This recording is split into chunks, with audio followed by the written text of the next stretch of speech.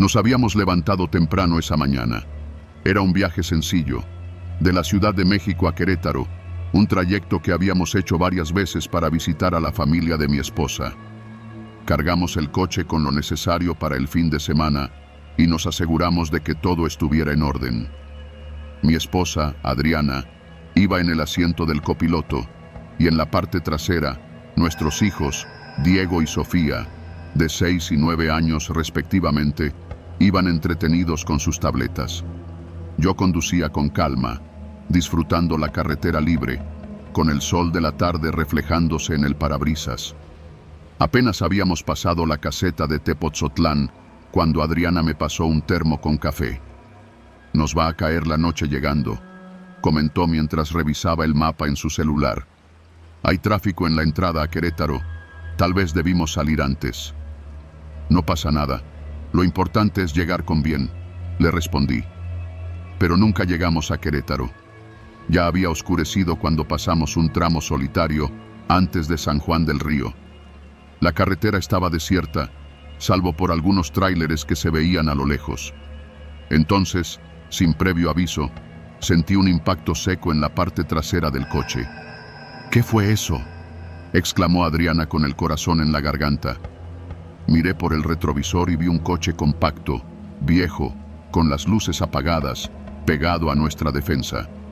Antes de poder reaccionar, nos volvieron a golpear, esta vez con más fuerza.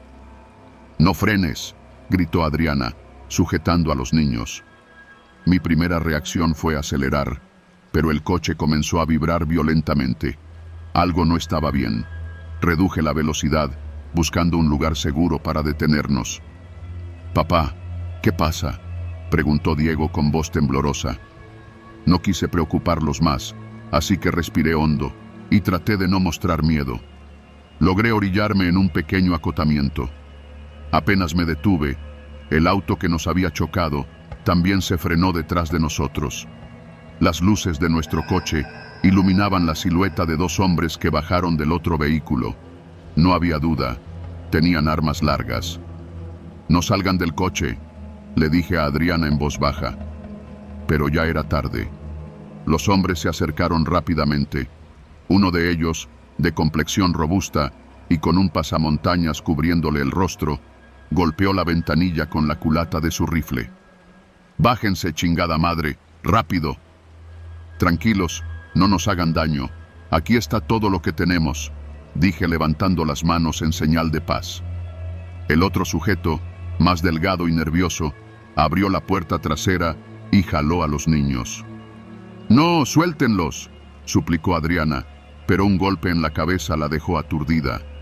Yo quería hacer algo, pero sentí el cañón del rifle contra mis costillas. «Métanse a su carro», ordenó el más grande, señalando nuestro coche. Nos empujaron adentro y se subieron con nosotros.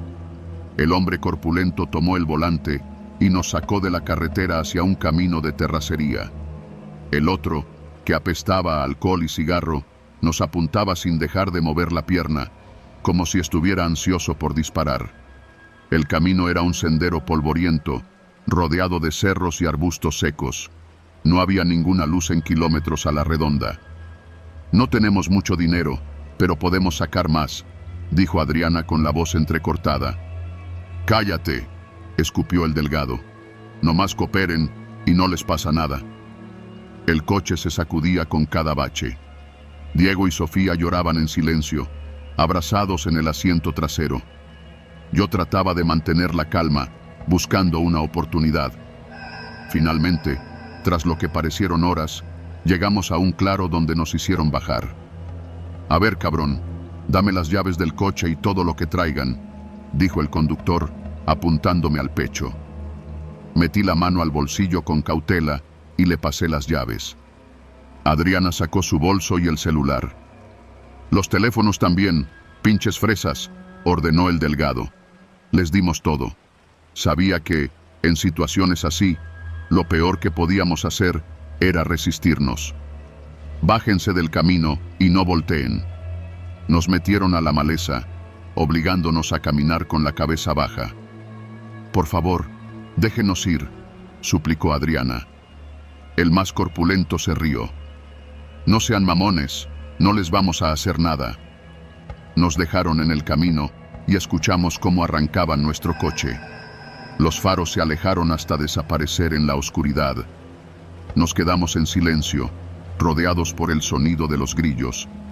Diego sollozaba en los brazos de su madre y Sofía tenía la mirada perdida. Tenemos que salir de aquí, dije, tratando de no sonar desesperado. Avanzamos a pie por el sendero, con los pies hundiéndose en la tierra seca. Caminamos sin saber a dónde, solo con la esperanza de encontrar ayuda. Después de casi media hora, vimos unas luces a lo lejos. Era un tráiler estacionado en un pequeño puesto de comida en la carretera. Corrimos como pudimos, con la garganta seca y el miedo aún metido en el cuerpo. ¡Ayuda!, grité, agitando los brazos. El trailero, un hombre de aspecto rudo, nos miró sorprendido y se apresuró a ayudarnos. Minutos después, ya estábamos en su cabina, con una botella de agua en las manos y un teléfono prestado para llamar a la policía. La policía nos encontró una hora después. Hicieron preguntas, tomaron nuestros nombres y nos llevaron a la comisaría más cercana. No había mucho que pudieran hacer. En esa zona, los robos y secuestros express eran comunes. Nuestro coche nunca apareció, tampoco nuestros teléfonos ni nuestras pertenencias. Pero eso no fue lo peor. Durante semanas, Adriana no podía dormir sin despertarse gritando. Diego tardó meses en volver a hablar con normalidad. Sofía dejó de jugar con sus muñecas y empezó a dormir con la luz encendida. Yo sigo viendo sus caras cada vez que manejo de noche, porque en esta carretera nadie está seguro. Y cuando menos lo esperas, te conviertes en otra historia más que contar en la radio, otra estadística en la lista de crímenes que nunca se resuelven.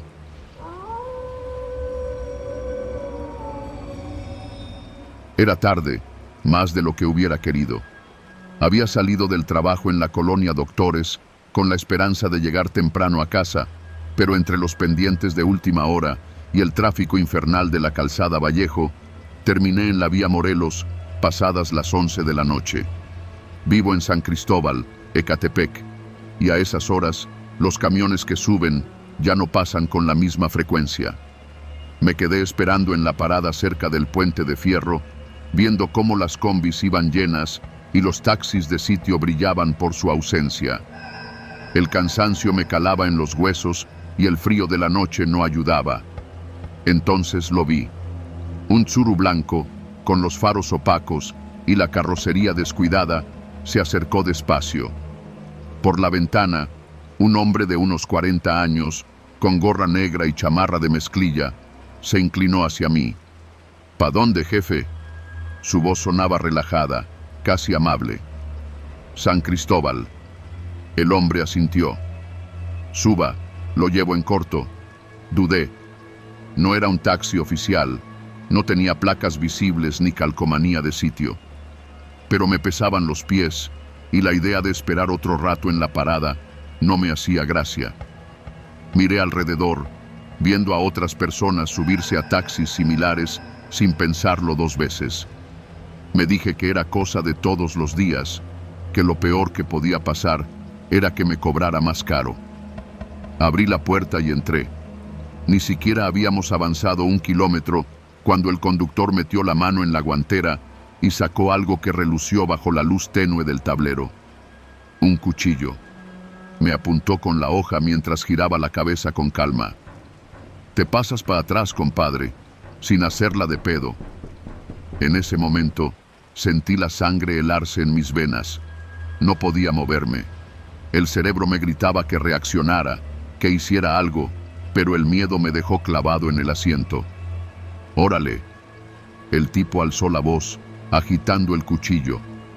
Con manos temblorosas, solté el cinturón de seguridad y me pasé al asiento trasero. Apenas lo hice, me di cuenta de que no estábamos solos. Había otro hombre en la parte trasera. Vestía una sudadera con gorro y llevaba la cara parcialmente cubierta con una bufanda negra. En su mano Sujetaba una pistola que apuntó directamente a mi pecho en cuanto me acomodé. «Tranquilo, carnal», su voz sonó ronca. «No queremos un desmadre». El conductor apagó las luces del tablero y aceleró. Ya no iba en dirección a San Cristóbal. «Saca todo lo que traigas, celular, cartera, reloj, y dame las claves de tus tarjetas». Obedecí sin dudar. Saqué la cartera con torpeza, sintiendo que mis dedos no respondían. El hombre de la sudadera la arrebató y comenzó a revisar el contenido. «¿Cuánto tienes en la tarjeta?» «No sé, como 2,000», dije con voz temblorosa. El de la pistola chasqueó la lengua. «Vas a decirnos la verdad. Vamos a hacer un retiro». El coche avanzó unos minutos más antes de detenerse frente a un Oxxo. «Bájate», ordenó el de la pistola. Salí del coche con las piernas de gelatina. El de la sudadera se bajó conmigo y me metió al cajero. «Pásala». Tragué saliva y metí mi NIP. Retiró 2,000 pesos. Luego intentó sacar más. «No hay más saldo». Me miró con los ojos entrecerrados. «Ojalá, y no estés mintiendo, cabrón». Volvimos al coche y seguimos avanzando. Ya no tenía idea de dónde estábamos. Las calles se volvieron más oscuras, más solitarias. La última referencia que reconocí fue un taller mecánico abandonado cerca de Avenida Revolución. El coche se metió en un callejón angosto y se detuvo frente a un portón oxidado. El de la sudadera abrió la puerta y me jaló del brazo. «Vas a pasar un rato con nosotros». Dentro del taller, el aire olía a aceite viejo y humedad. Me hicieron sentarme en una silla metálica. El de la sudadera se paró frente a mí con la pistola en la mano. «¿Seguro que no hay más lana?» Asentí. «¿Cuántos años tienes?» 35. El de la sudadera se rió. «35 y todavía no tienes ahorros. No mames». El conductor se metió las manos en los bolsillos y suspiró.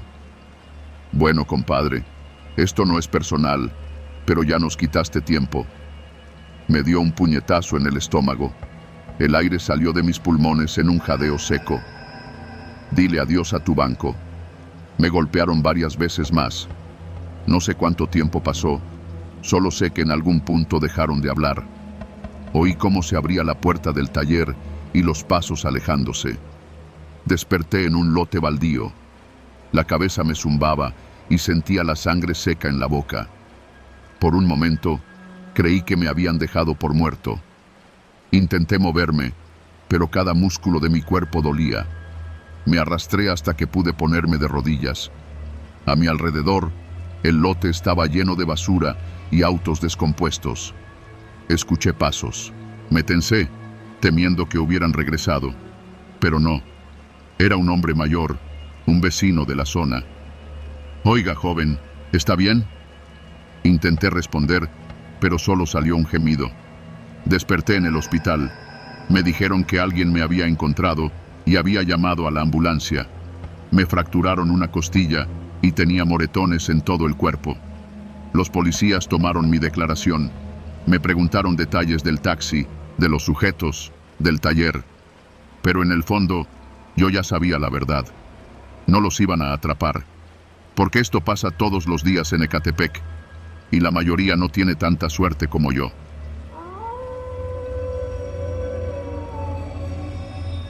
Siempre he pensado que manejar de noche es una experiencia extraña. Las autopistas parecen diferentes, más solitarias, como si ocultaran secretos que solo se revelan cuando el sol se oculta. Pero nada nos había preparado para lo que viviríamos aquella madrugada en la autopista siglo XXI. Mi novia, Daniela, y yo habíamos salido tarde de Morelia después de una reunión familiar.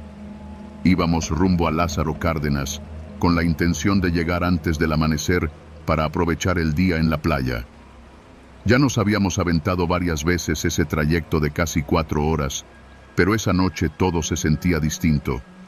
No había mucho tráfico y la luna apenas iluminaba el camino.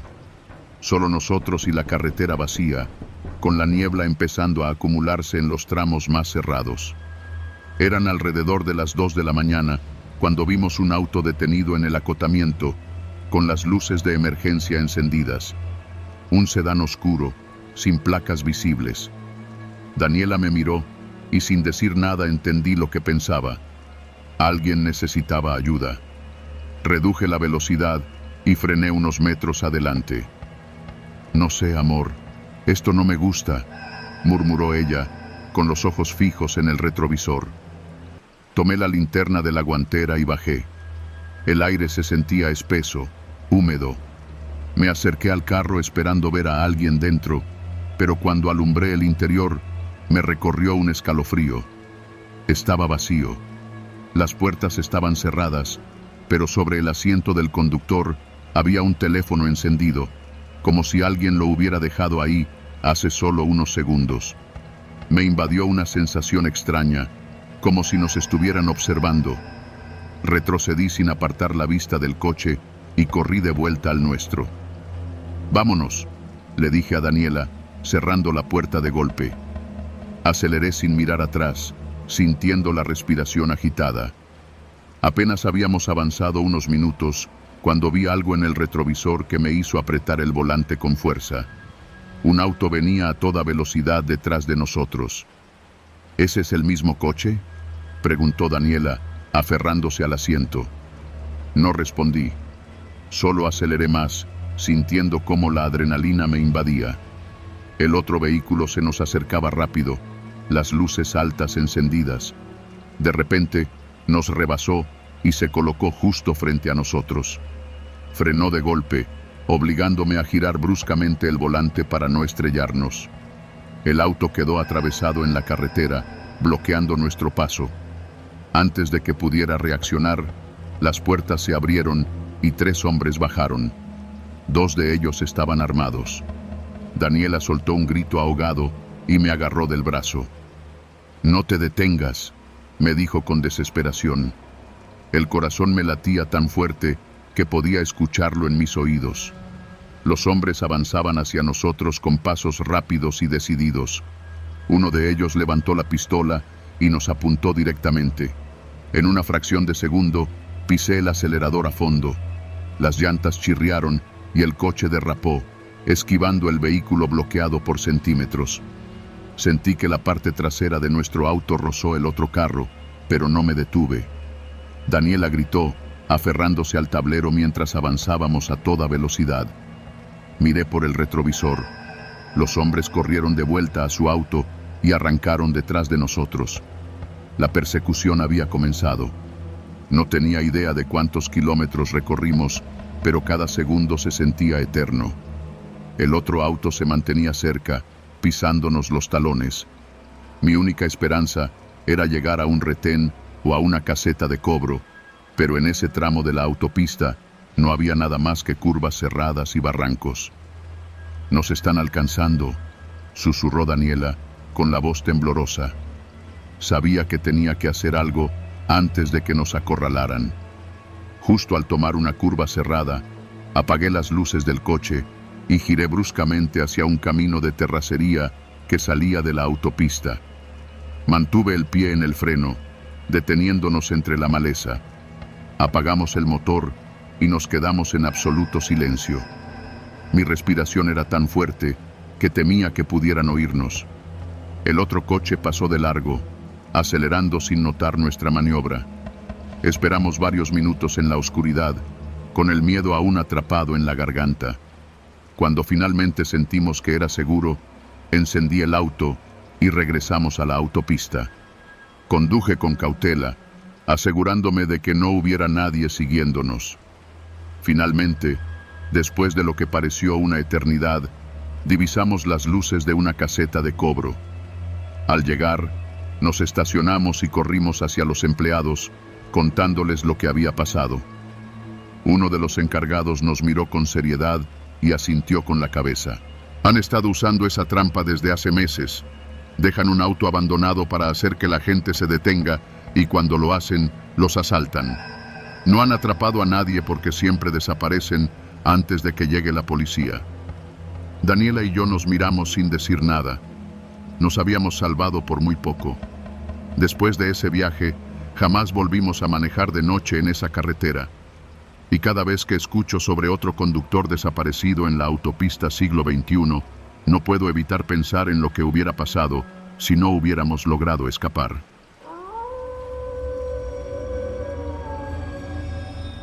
Mi nombre es Miguel. Tengo 36 años y soy mecánico en Chihuahua. No soy alguien importante, ni tengo enemigos.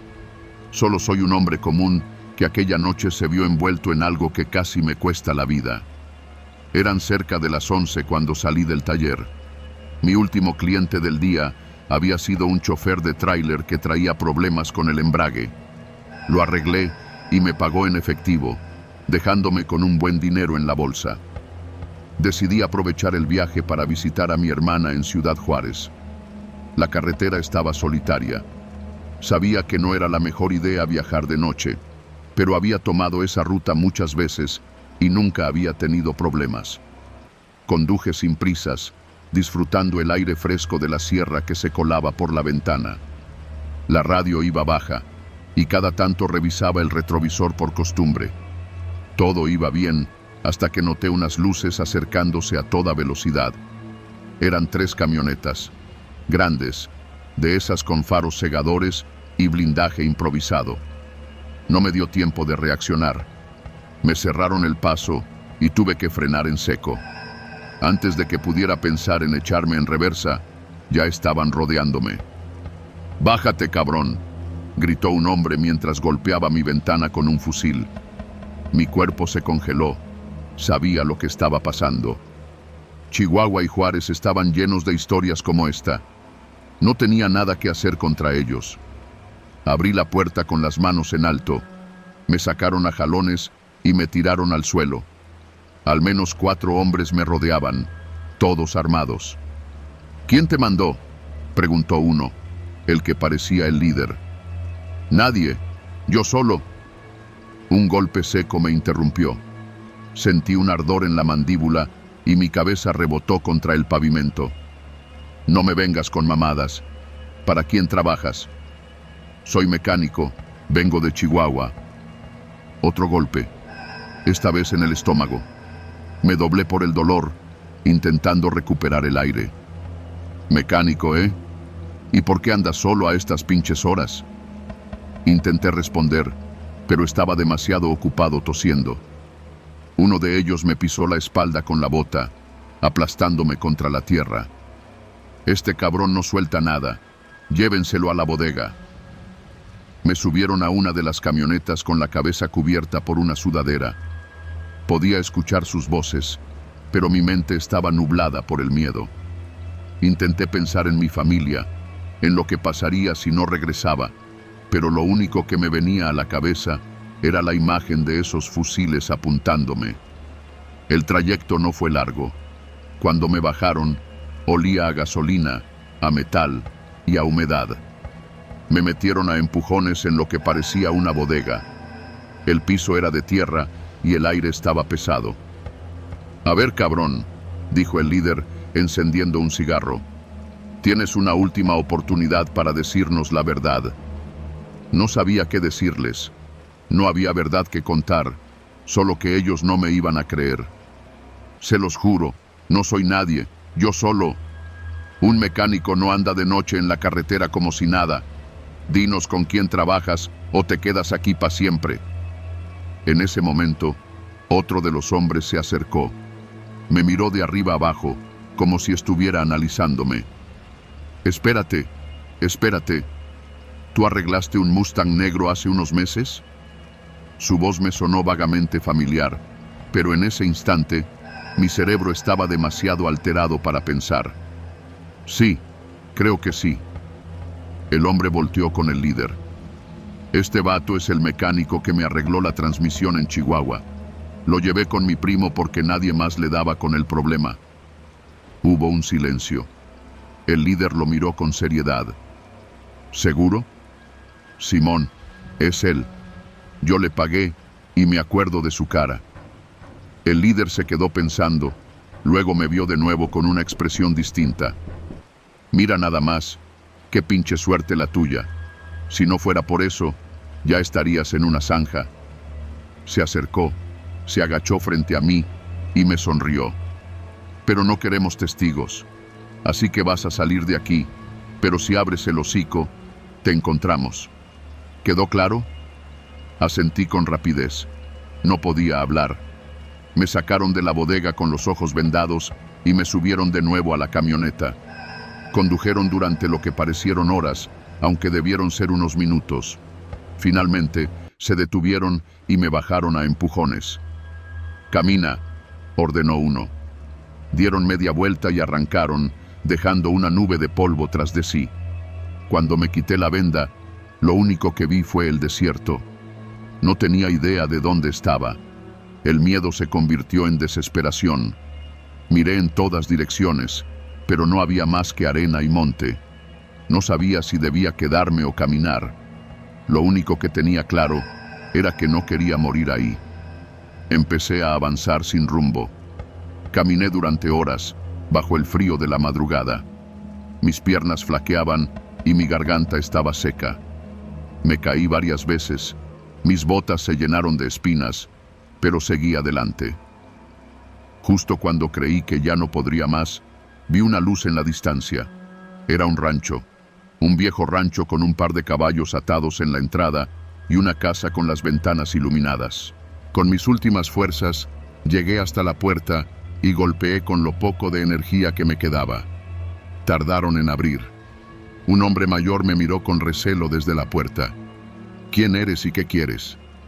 Intenté responder, pero mi voz apenas salió. «Me dejaron en el monte. Solo quiero agua». El hombre me analizó un momento y luego me hizo una seña. «Pásale». Lo último que recuerdo fue la sensación del calor al entrar en la casa y el sonido del agua cayendo en un vaso. Desperté varias horas después, acostado en un viejo catre. Me habían dado comida, ropa limpia y un poco de café. El dueño del rancho me escuchó sin interrumpirme mientras le contaba lo que me había pasado. «Tienes suerte, muchacho», dijo al final. «No cualquiera sale vivo de algo así». Y tenía razón. Me había salvado por el más mínimo detalle, un simple trabajo de mecánica. Desde entonces, nunca volví a manejar de noche en esa carretera. Nunca conté la historia a nadie más. Y cada vez que alguien menciona que viajar por el desierto es peligroso, yo solo asiento y guardo silencio. Porque sé que, en esas tierras, el miedo no es un cuento, es real.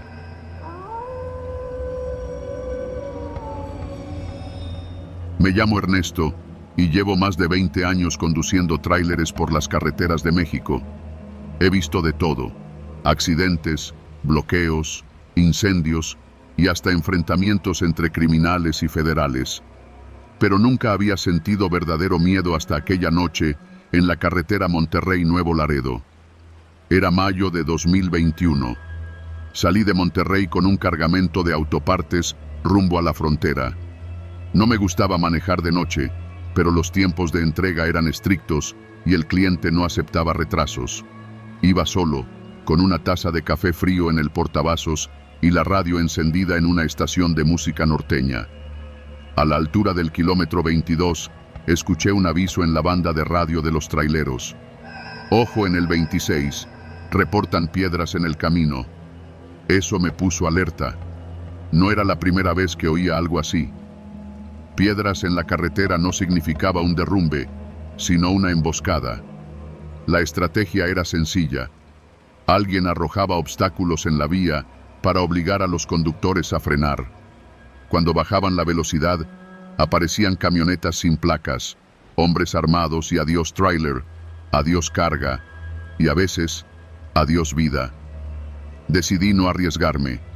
Reduje la velocidad y antes de llegar al punto señalado, encendí las luces altas. A lo lejos, en la oscuridad, vi el reflejo de algo metálico en el asfalto. No bajé la marcha. Apenas unos segundos después, distinguí movimiento entre la maleza. Linternas.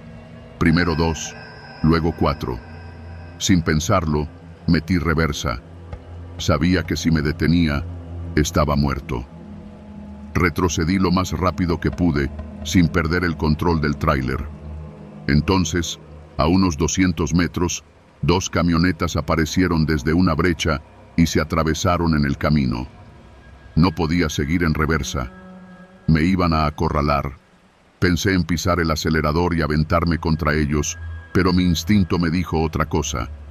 A mi izquierda había un camino de terracería. Sin saber a dónde llevaba, giré bruscamente el volante y me metí por ahí. El tráiler brincó y rechinó al pasar sobre las piedras sueltas, pero seguí adelante. Miré por los espejos. Las camionetas intentaban seguirme, pero la brecha era angosta y no podían avanzar rápido. Era mi oportunidad. Manejé sin rumbo, con los faros apenas iluminando la vereda polvorienta. Luego de unos minutos que me parecieron horas, salí a un camino más amplio y seguí avanzando hasta ver luces en el horizonte. Era la caseta de cobro de La Gloria. Me sentí aliviado. Pero mi alivio duró poco. En la caseta, dos tráileres estaban detenidos a un costado de la carretera. Eran compañeros que habían salido de Monterrey antes que yo. Me acerqué para ver si estaban bien. Las unidades estaban encendidas, con las luces intermitentes parpadeando, pero no había rastro de los conductores. Las puertas estaban abiertas, las cabinas vacías.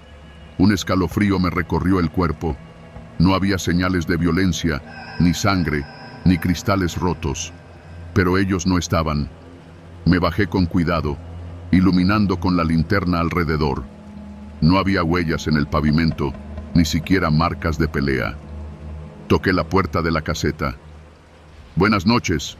¿Alguien aquí?» Nadie respondió. Saqué el radio. «Aquí Ernesto, en la caseta de La Gloria. Dos tráileres abandonados, sin operadores. ¿Alguien tiene información?» El radio quedó en silencio por un momento. Luego, una voz tensa respondió. «Negativo. No tenemos contacto con ellos desde hace media hora». Sentí un nudo en el estómago. Media hora. Justo cuando escuché el aviso de las piedras en la radio. «Voy a revisar», dije, aunque mi instinto me gritaba que no lo hiciera. Caminé entre los dos tráileres, con la linterna temblando en mi mano. En el suelo, vi algo que me hizo detenerme en seco. 3 celulares tirados, pantallas rotas, sin batería. Uno de ellos tenía una mancha oscura en la parte trasera. No quise pensar en qué era. Mi respiración se volvió pesada. Retrocedí lentamente y me subí a mi tráiler. Cerré la puerta con seguro, encendí el motor y seguí adelante. No llamé a la policía. No tenía sentido. A estas alturas, ya sabía cómo funcionaban las cosas en este tramo de la carretera. Los agentes tardarían en llegar y no harían preguntas. Yo tampoco. Manejé sin detenerme hasta llegar a Nuevo Laredo. Nunca supe qué pasó con los traileros desaparecidos. Nadie los volvió a ver. A la semana siguiente, otro compañero reportó lo mismo. Piedras en el kilómetro 26, pero esta vez no encontraron nada. Ni vehículos, ni rastros, ni cuerpos. Solo el eco del motor de un tráiler en marcha y 2 unidades abandonadas a la orilla del camino.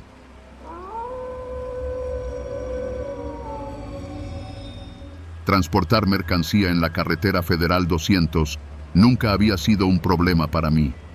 Con más de 10 años manejando por esas curvas cerradas y esos tramos solitarios, me sentía casi parte del asfalto.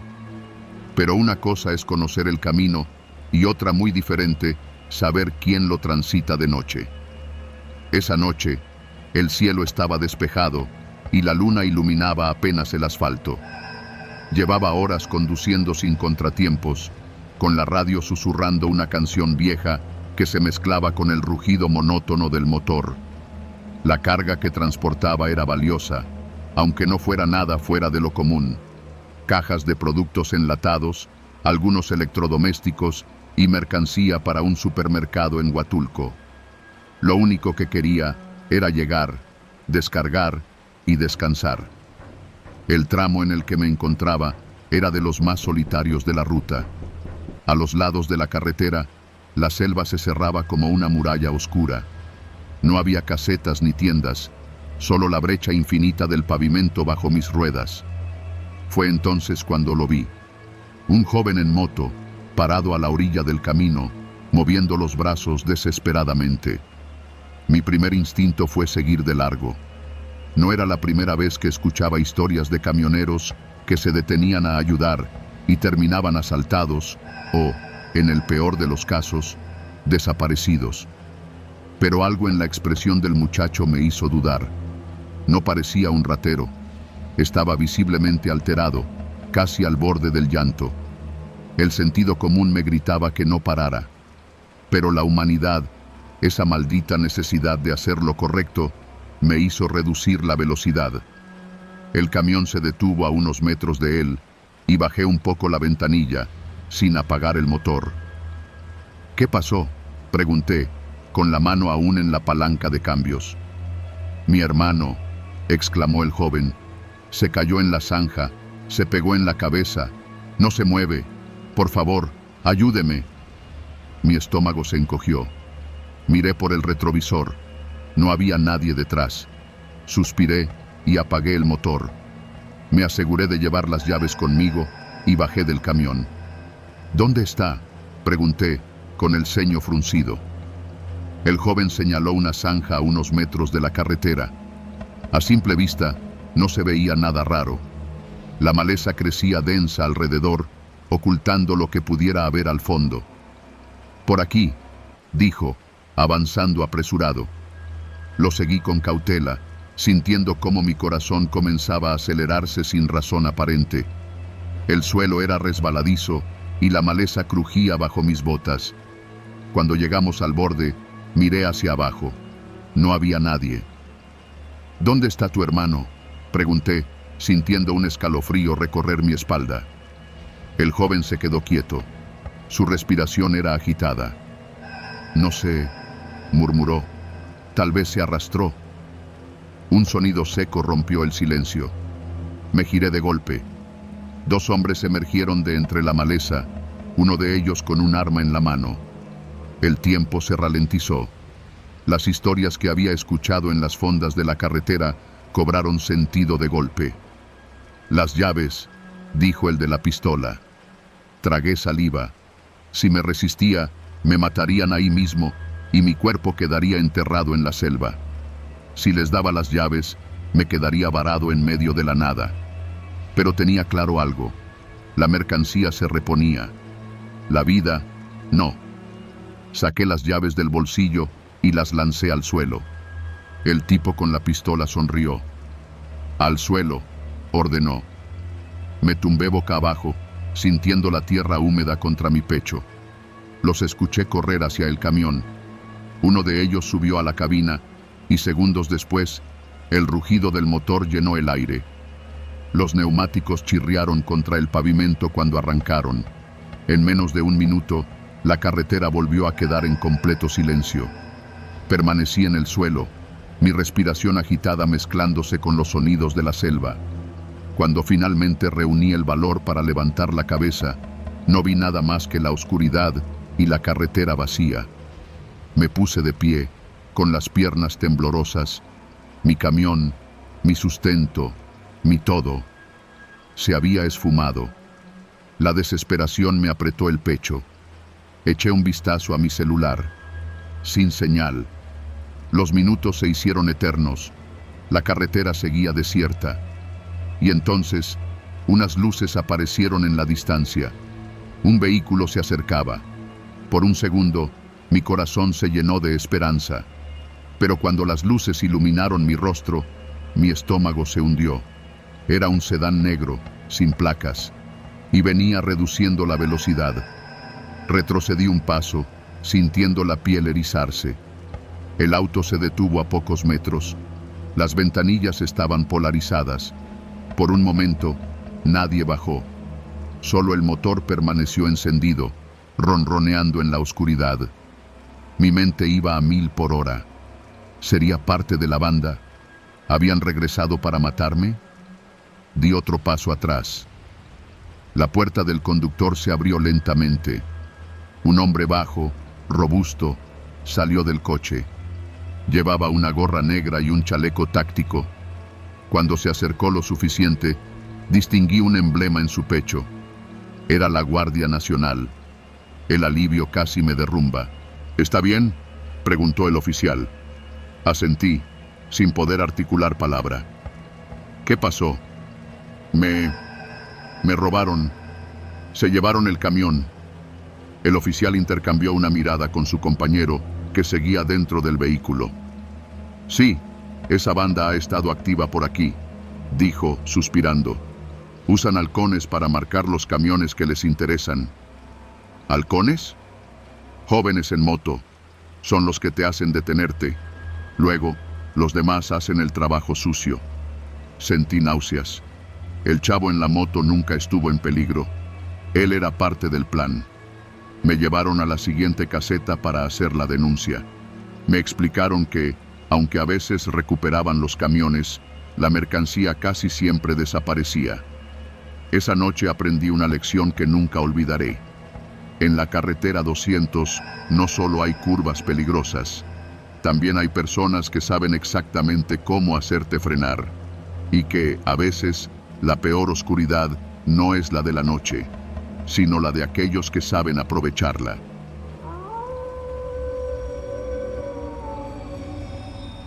No soy hombre de miedos fáciles.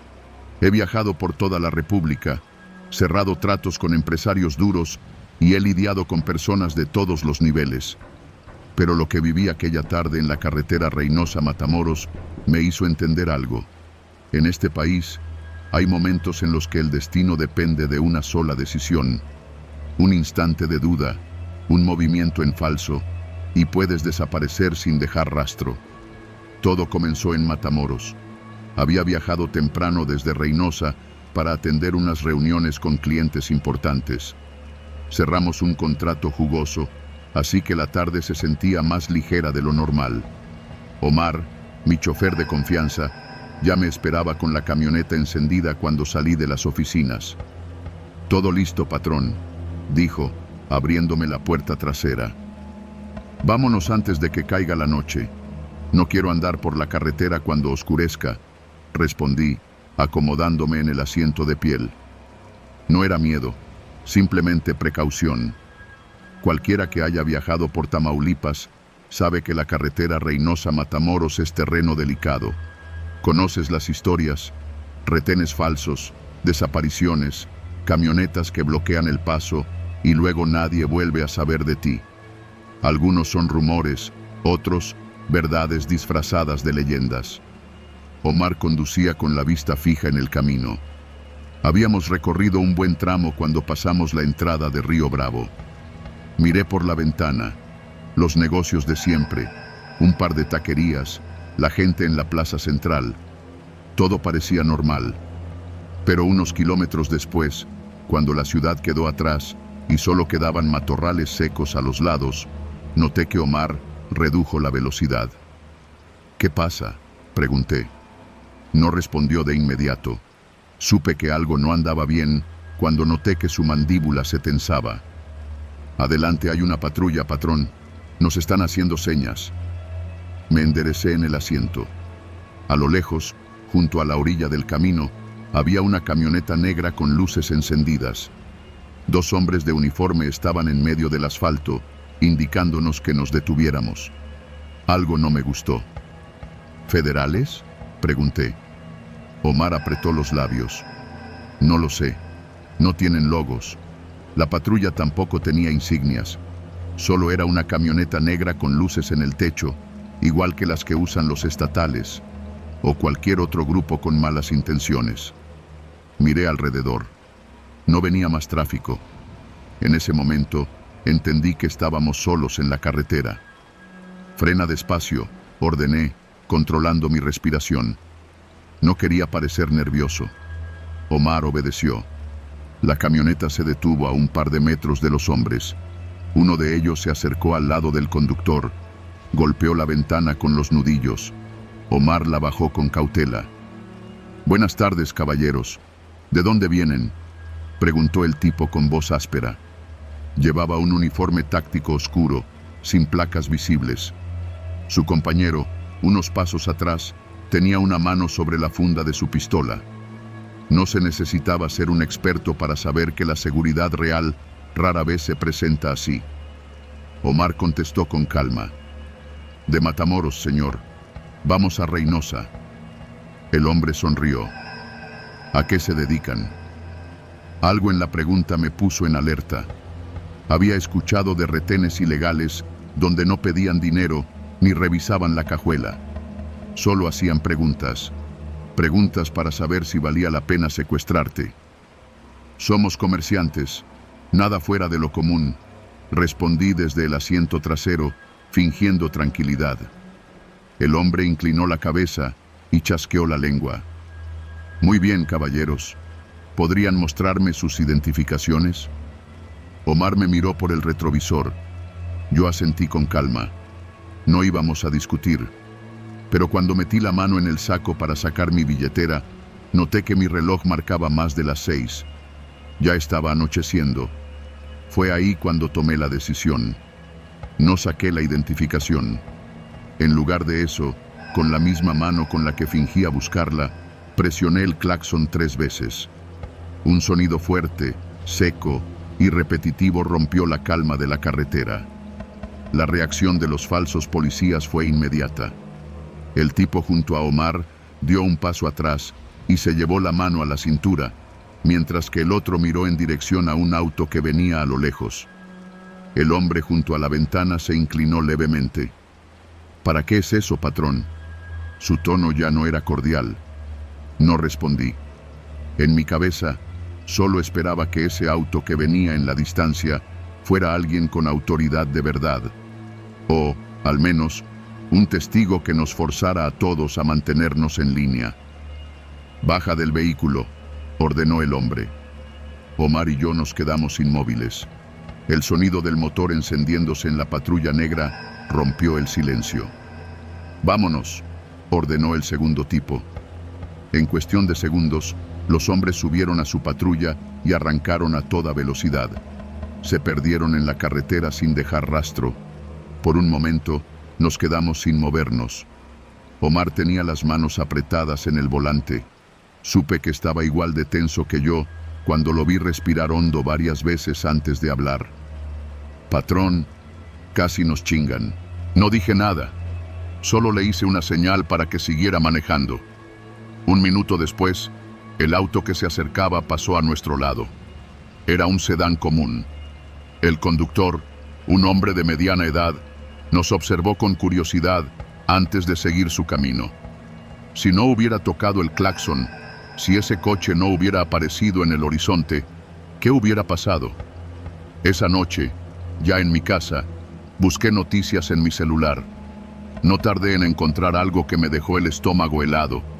En la misma carretera, a solo unos kilómetros de donde nos habían detenido, un vehículo había sido reportado como desaparecido. Dentro iban un hombre y su esposa. Nadie sabía de ellos desde la tarde. Miré la foto de la nota. Era un coche compacto, el tipo de auto que podrías ver en cualquier semáforo. La diferencia era que ahora estaba vacío, abandonado en un camino de terracería, con las puertas abiertas. No supe qué fue de ellos, pero sí supe lo que casi nos pasó a Omar y a mí. Desde esa noche, juré una cosa. Jamás me volvería a detener en un retén sin placas visibles, sin uniformes con insignias oficiales. Porque en Tamaulipas, a veces, el peligro no usa pasamontañas ni se esconde en la maleza. A veces, simplemente se viste de autoridad y te sonríe por la ventana.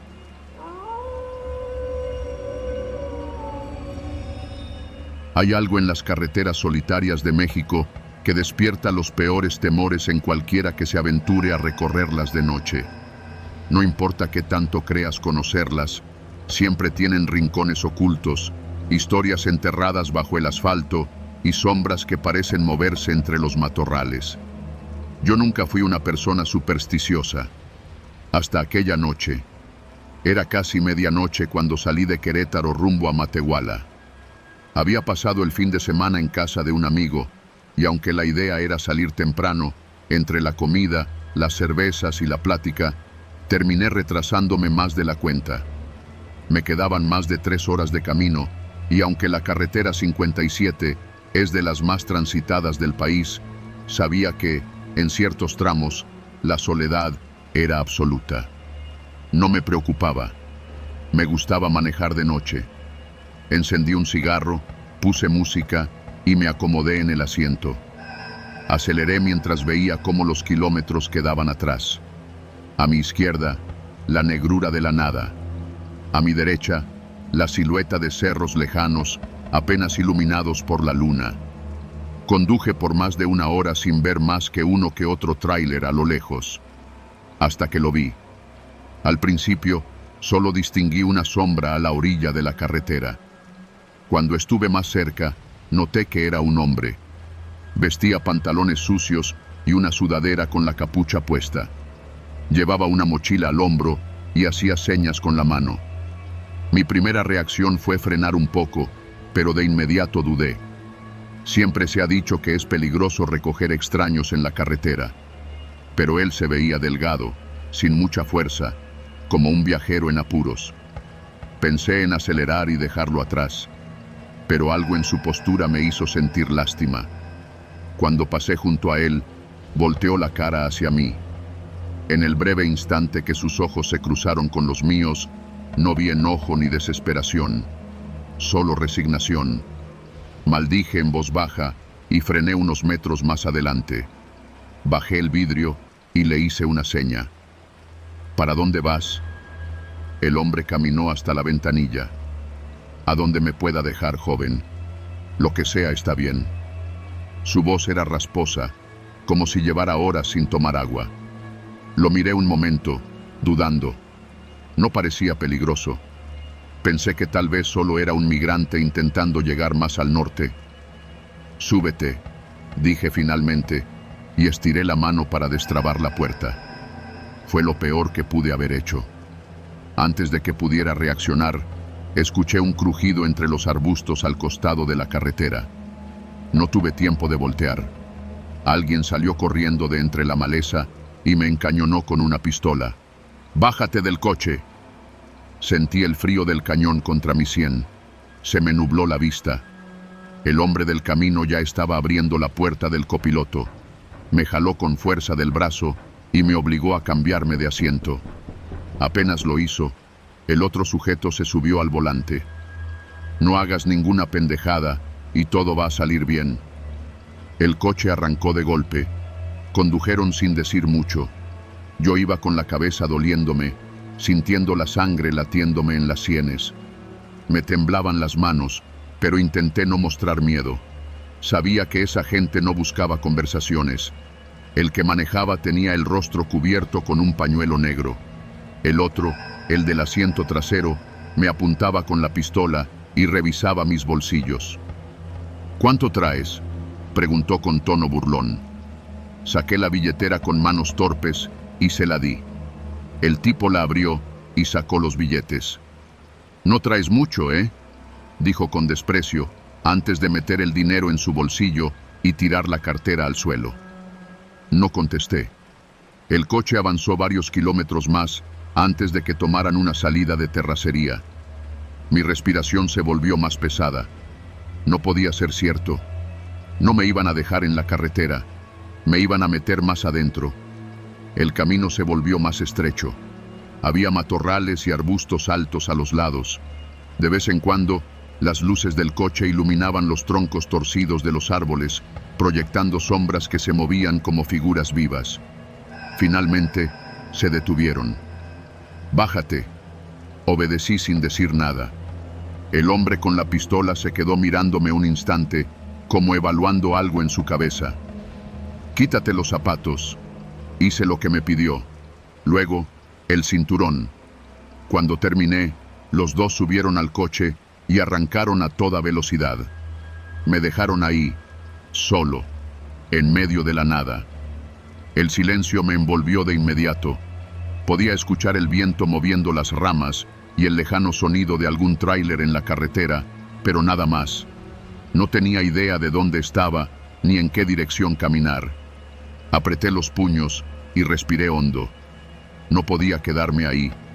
Empecé a caminar. Los minutos se hicieron horas. Mis pies descalzos pisaban tierra fría y piedras filosas. A lo lejos, las luces de un tráiler parpadearon en el horizonte, pero estaban demasiado lejos para que me vieran. Mi garganta estaba seca, mi mente nublada, hasta que vi un poste de luz a lo lejos. Aceleré el paso, con los últimos restos de energía que me quedaban. Cuando estuve más cerca, distinguí el letrero iluminado. Una gasolinera. Empujé la puerta de la tienda con torpeza. El cajero, un joven de mi edad, me miró con los ojos bien abiertos. ¿Estás bien? Intenté responder, pero solo salió aire de mi boca. Me ofreció una botella de agua y la bebí en 3 tragos. Cuando pude hablar, le expliqué lo que había pasado. Llamaron a la policía. Cuando llegaron los agentes, me hicieron preguntas. Me llevaron a la comandancia más cercana y presenté la denuncia. «Tu coche ya no va a aparecer», me dijo uno de ellos, sin muchas esperanzas. Y tenía razón. Nunca lo encontraron.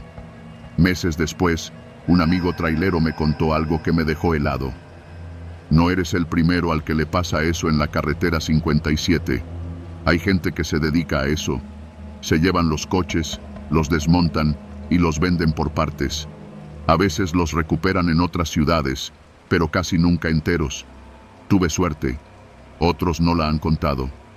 Desde esa noche, cada vez que viajo por carretera, sin importar qué tan solitaria esté, nunca vuelvo a frenar por nadie».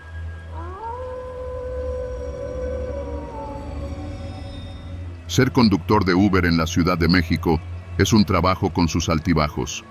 Hay días buenos, donde los viajes son cortos, los pasajeros educados y las ganancias decentes. Y hay noches malas, aquellas donde el tráfico te hace perder horas, la gente sube borracha, se vomitan en los asientos o te tratan como si fueras su chofer privado. Pero nada de eso me preparó para lo que viví aquella noche en la carretera. Eran casi las 8 de la noche cuando recibí el viaje. El punto de recogida estaba en una gasolinera sobre la carretera federal, justo a las afueras de Pachuca. Un viaje largo hasta Puebla. La tarifa era buena, así que acepté sin pensarlo. Cuando llegué al punto de encuentro, vi a mi pasajero esperando junto a un carrito de tacos improvisado. Era un hombre alto, delgado, de barba rala y una gorra negra. Vestía una chamarra de mezclilla gastada y jeans oscuros. Apenas me miró cuando llegué, solo apagó su cigarro contra la suela del zapato y se subió al asiento trasero sin decir una palabra. «Buenas noches, joven. ¿Todo bien?», pregunté, tratando de romper el hielo. «Sí, maneje derecho». Su voz era áspera, seca, como si le costara hablar. Miré por el retrovisor, pero él solo iba con la vista clavada en la ventanilla. Encendí la música en volumen bajo y tomé la carretera. Las luces de la ciudad fueron quedando atrás y el camino se convirtió en una cinta oscura, apenas iluminada por los faros de mi coche. Los primeros kilómetros transcurrieron en completo silencio. El pasajero no se movía, no usaba el teléfono, ni siquiera parpadeaba. Solo iba ahí, viendo la noche pasar. Cuando llegamos al tramo del Arco Norte, empecé a sentir un malestar extraño, un peso en el pecho que no podía explicar. Algo en el aire había cambiado. Entonces, el hombre habló por primera vez desde que subió. «Toma por aquí», dijo señalando una salida apenas visible en la oscuridad. Miré la pantalla del GPS. No había necesidad de desviarse. «Señor, la ruta es seguir derecho», respondí con calma. «Toma esta salida», repitió, esta vez con un tono más firme. Algo no me cuadraba. «No es el camino más corto». «No importa, te pago extra». Dudé unos segundos, pero terminé obedeciendo.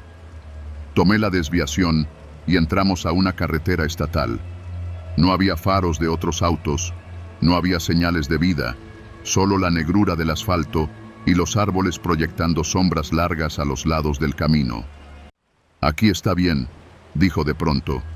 ¿Perdón? Baja la velocidad. Señor, estamos en medio de la nada. Seguro que aquí... Bájate. Giré la cabeza y vi el brillo del cañón de un revólver apuntando directo a mi pecho. Mi corazón se detuvo un segundo. No era la primera vez que me asaltaban. En la ciudad ya me habían quitado el celular un par de veces. Incluso me habían bajado de la moto hace años, cuando trabajaba en repartos. Pero esto era diferente. «Bájate, cabrón», ordenó con más fuerza. Con manos temblorosas, puse la palanca en parking y abrí la puerta lentamente. Apenas puse un pie fuera, lo escuché. Las ramas crujiendo, ruidos en la maleza. 2 sombras emergieron del monte, corriendo hacia nosotros. Venían por el coche, por mí. No lo pensé 2 veces.